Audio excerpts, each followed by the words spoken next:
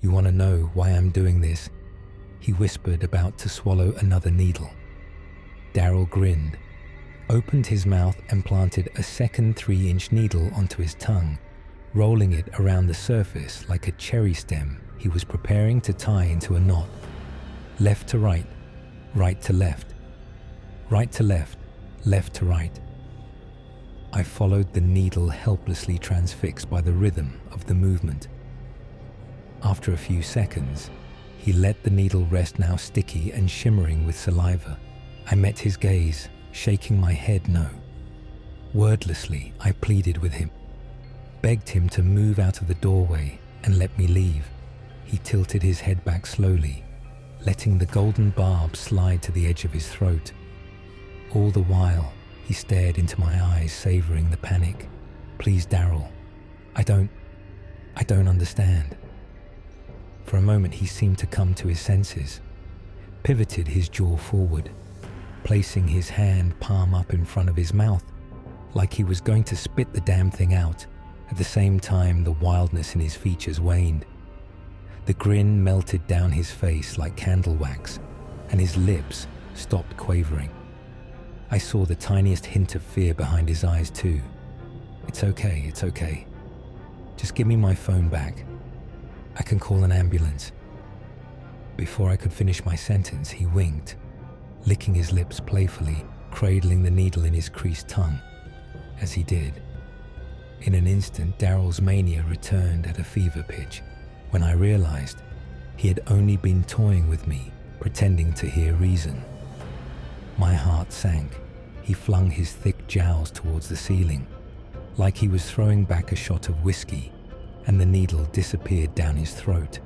His mouth sputtered, coughing and choking violently as the needle tore into his esophagus, blood rising up and pooling in his cheeks. The emotion driving his expressions seemed to flicker quickly, swapping from hysteria to fear, and then back again in the blink of an eye. I couldn't help but imagine the sharp tip of the needle dragging down the inside of his throat, like a rock climber digging their axe into the downward slope of a mountain, trying to slow the speed of their descent. "Now I'll ask you again, Lenny. Do you..." His sentence was interrupted by a bout of coughing so vicious that it caused him to double over, creating slightly more space between his body and the door that he had been blocking. I bolted, reaching for the knob. Right, as I was about to grasp it, he snapped his hip back, sandwiching my wrist between his waist and the metal frame. A series of audible crunches filled the air, and agony detonated in my wrist like a pipe bomb. I wailed and fell backwards onto the floor. The pain was unlike anything I'd experienced up to that point in my life. A vortex of fire and electricity churning in my forearm. Trying to stabilize the pulverized joint, I wrapped my other hand around my broken wrist, staring at it in disbelief. Daryl stepped forward from the doorway. Looming over me, he bent down and gently put a meaty finger to my lips, shushing my howls. Reluctantly, my gaze lifted from my wrist to his eyes. When I finally quieted completely, he started anew.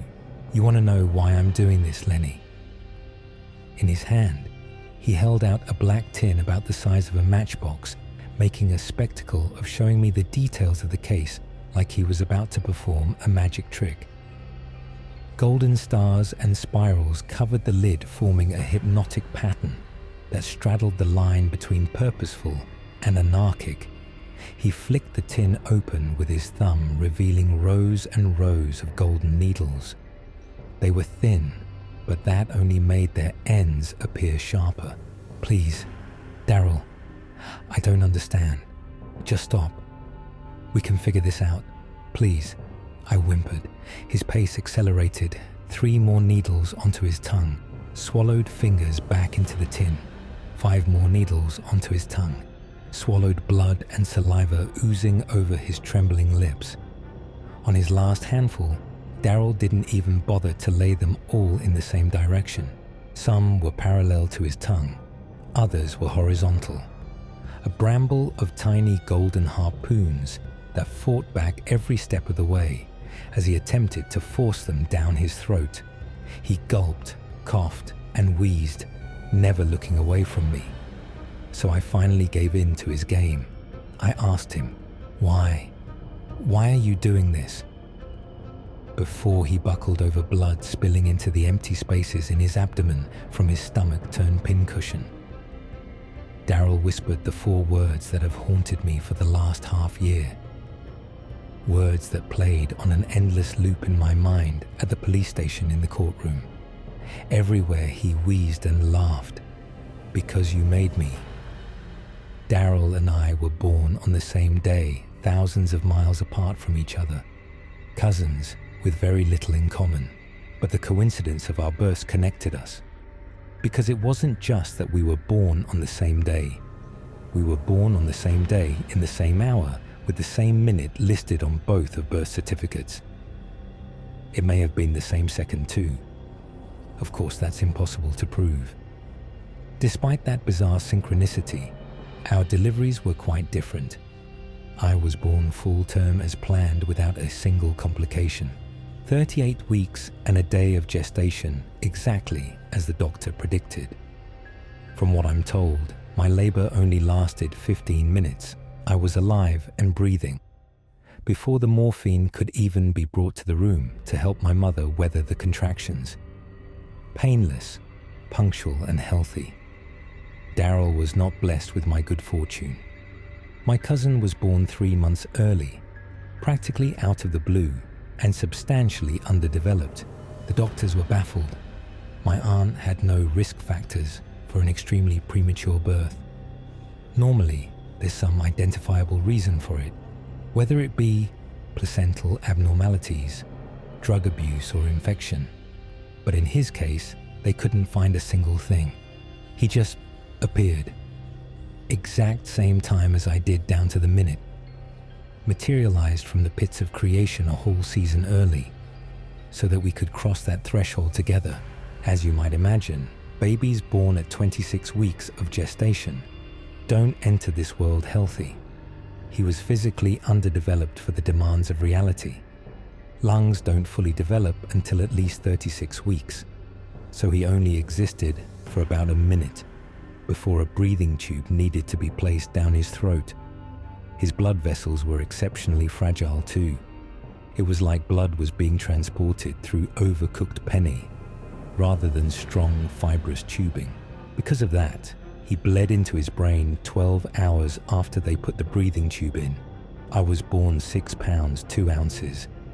Daryl wasn't even born with a pound to his name. Spent the first 5 months of his life in the neonatal intensive care unit, tethered to the location by the IVs and the feeding tubes, like a dog leashed to a bike rack outside a bodega, waiting patiently for their owner to come back out with a pack of cigarettes so their life could continue. Despite those hurdles, he lived. No long-term issues other than blindness in his left eye. No biologic issues at least. The synchrony of our births became a family legend overnight. A story told over Thanksgiving dinners in grocery store parking lots, during the coffee break after Sunday service, over and over and over again, until the flavor had been drained from the story. Gum that had been chewed tasteless without being spat out. Because of that, no one treated us like cousins. When Daryl and his family moved into my town, we were treated like twins, which introduced an element of competition between the two of us, an inevitable game of comparison perpetuated by our parents, a game that I consistently won. Not that I was looking to beat him at anything, I was just living my life. My cousin never saw it that way though. As a kid, Daryl was quiet, reserved and a little socially awkward, but overall considered polite and well-behaved. That disposition was a mask that he put on for everyone but me. In mixed company, my cousin was a bashful titan. Despite his bumpy start in this life, he well surpassed my lanky frame before we were even toilet trained. But when we were alone, he dropped the act, and I got to see the strange hate that festered behind it all. "Why did you pull me out?" he said, shoving an 8-year-old me to the floor of his bedroom. I shrugged my shoulders and swiveled my head side to side, tears welling in my eyes. I don't get what you mean. Wiping the snot under my nose with the sleeve of my sweatshirt. You know what I mean. Lenny, I was floating in the jelly, minding my own business. I wasn't hurting you. I wasn't hurting anyone. But you pulled me out, reached inside what wasn't yours, and pulled me out. And now I'm wrong. I feel wrong. All the time. My heart beats backwards, not forwards. Part of my head is still in the jelly, and that hurts. The ink follows me. I can see it with my blind eye. Wakes me up at night. Why did you do it? Every interaction I had with Daryl, with no one else around, was like this. Nonsense accusations paired with threats of physical violence. I dreaded the occasions where he'd be capable of getting me alone. Holidays, birthdays, family reunions. They all inspired a burning, unspeakable worry that would smolder in my chest like a hot lump of coal. Thankfully, as we aged, I gained agency over my life. If I didn't want to be alone with Daryl, that was my choice. Once I was in high school, no one would just plop us in a room, close the door, and ask us to play nice. Eventually, my unhinged cousin became a distant trauma, fading into the white noise of adult life. I moved out, went to college, then to law school, got a good job, paid for a nice condo. With the money from that job, from what my mum would tell me, Daryl still lived at home, worked at a car wash, still reserved, still quiet, still pleasant enough. Got in with the wrong crowd, though apparently nothing to do with drugs, violence or sex. It was something else. Despite being a notorious gossip, Mum never gave me any details. All she ever told me was that it was really scaring my aunt. After all that, she'd tell me how proud of me she was and how she would brag to her friends about how much I made of myself. She'd never directly say it, but Mom only ever told me she was proud after expounding on how much of a fuck-up Daryl was. The implication was loud and clear. I was great, but I was especially great compared to my cousin, and that meant she was better than our aunt. I hated my mom's toxic pride. I pursued a career as a lawyer because I liked it, and it fulfilled me, but that didn't make me any better than Daryl. Life is not a game of prestige. It felt fucked up to enjoy my position that much more on account of Daryl being seen as societally deficient. Even if he tormented me as a child, I hoped that whatever he was doing, however he was living his life, he was happy. More than that, though I hated the comparison because it linked me with him, I just wanted to be my own person left alone. When Daryl arrived on my doorstep with a tin of needles in his hand, I hadn't seen or heard from him in over a decade. A day. Once he lost consciousness, I reached my uninjured hand into his jacket pocket to retrieve my phone. 911. What's your emergency? Minutes later, the EMTs rushed into my apartment and took over the resuscitation efforts, which was a tremendous relief. Between the shock, the terror, and the broken wrist, I'm sure my one-handed CPR was piss poor at best.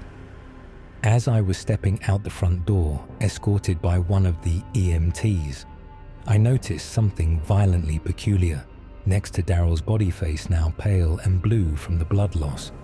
I spied the lid of the black tin lying next to his hand, but it looked different. What I saw made no earthly sense. Initially, I attributed the discordance to a false memory, but I know now that what I noticed had significance, even if I still don't understand exactly what that significance was as I type this. The golden design that had been present on the tin only 10 minutes prior was now gone, vanished like it had never been there in the first place. Hours later, discharged from the emergency room, wrist newly casted, I thought it was all over. I felt like I was free from him. He was dead, so the link was broken. Finally, I'd be left alone. I was sorely mistaken. Whatever Daryl had done, it continued despite his death. Maybe even because of his death. A sacrifice for a curse.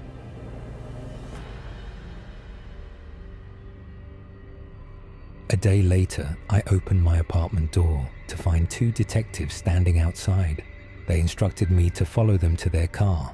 I needed to answer a few questions about my cousin's death, and they requested I answered those questions at the police station. Truthfully though, it wasn't a request. I was going to the station one way or the other. It was just a matter of how I was getting there and what shape I wanted to arrive in. I elected to avoid whatever force they had in mind if I refused, and accompanied them to their idling sedan. I wasn't sure what they planned on asking me. Daryl arrived unannounced to my apartment, pulled my phone away from me before I could call 911, and then proceeded to ingest handfuls upon handfuls of sharp needles until he died from the internal bleeding. I didn't know much more than that. To my complete and absolute bewilderment, I was placed in an interrogation room. When we arrived at the station, I was the prime suspect in Daryl's murder, and the detectives were looking for a confession. "Listen, we know you did this, Lenny," one detective shouted, slamming a hairy fist onto the metal table. "What the fuck are you talking about? He swallowed the goddamn needles." "Yes, but," started the other detective. "You made him do it."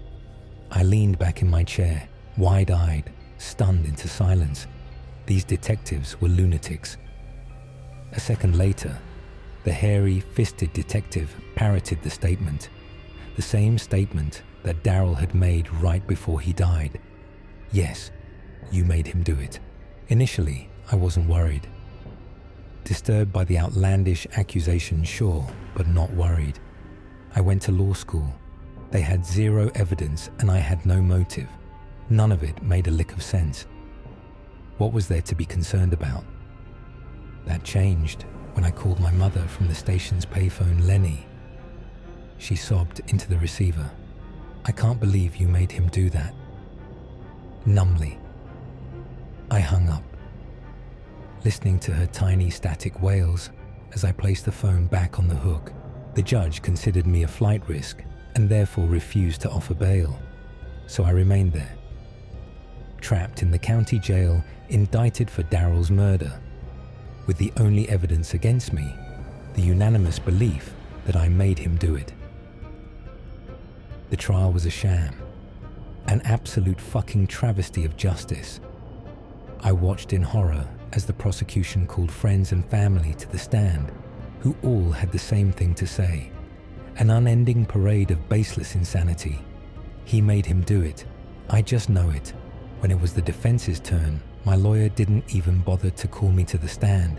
He just ceded to the prosecution. Even I know Lenny made him do it. He claimed the judge, then denied my request for self-representation. I'll save you all the details of my attempts to fight back. It's unnecessary and will only rile me up. I think at this point, it would be obvious what the response was. After 3 days of that, the jury didn't even leave the room to deliberate. They looked at each other, shook their heads in near unison, and delivered their verdict. We find the defendant guilty without a second thought.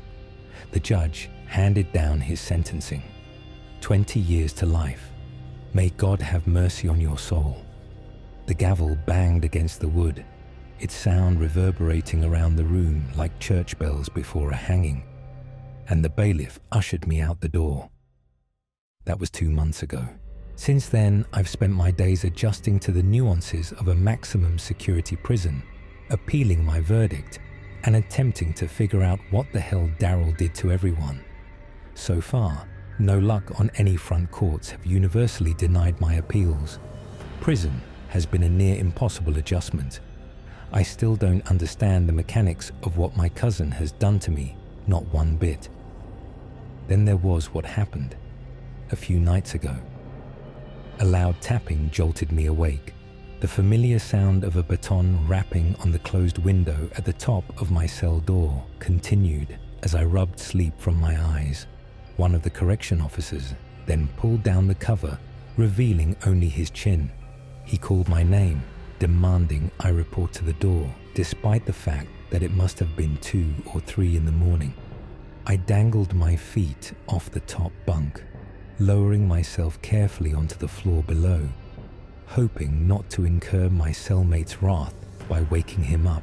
He was a light sleeper, in my groggy state.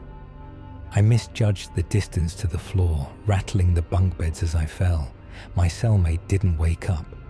Not to the tapping, not to me falling, not to the miniature earthquake that traveled through the metal bed frame. As I attempted to soften my fall, something was off. I pulled myself up and tiptoed towards the door. As I approached, I couldn't see the particular CO that was standing outside. There was just a disembodied jaw smiling at me through the partition. When he spoke again, it wasn't with the same voice he had used to call me over. "You do understand now, don't you, Lenny? I'd recognize that terrible melody anywhere. It's a tune that bounced against the inside of my skull, like a pinball, day in and day out. Daryl, how?" I stuttered. "One more chance, Lenny. Do you understand?" In an instant, my heart raced and my blood began to boil. Sweat poured down my face.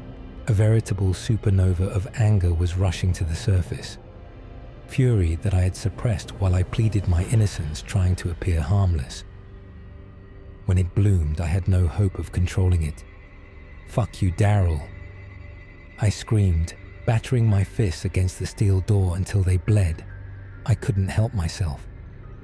That sentence exploded out of my mouth again and again, hoping my undead cousin on the other side of the threshold would suffocate on the steam. My screams created killing him a second time. When he responded, I think he said something like, "All right, Lenny, let's try this again." But I can't be 100% sure. I was lost in an endless maze of pain and confusion. Whatever was on the other side of the door closed the window latch and walked away. As it clicked, my cellmate began to yowl, gripping his stomach with both hands and falling out of bed. It took about a minute for the real prison guards to hear his agony. During that time, I was confined in a small concrete box with the shrieking man. As I watched him curl up into the fetal position and roll around the floor, I found myself imagining something strange. I looked around my cell, and I imagined that I was trapped inside Daryl's black tin. If I squinted, I could even see the golden stars and spirals that had disappeared from the lid of the tin, littering the walls like an intricate mural or the incoherent scribbling of a madman. My cellmate died that night, ruptured ulcer in his stomach, acid exploding over his intestines like a water balloon. Naturally, the prison decided it was my fault. They told me I made it happen. Looks like I'll be sentenced to another 20 years, maybe more. I'm posting this from the prison's computer lab to see if anyone outside my immediate orbit is unaffected by whatever Daryl has done. What's happening to me? How do I escape it? Or the next time Daryl appears, do I just tell him that I understand, even though I don't? And God, I don't think I ever will.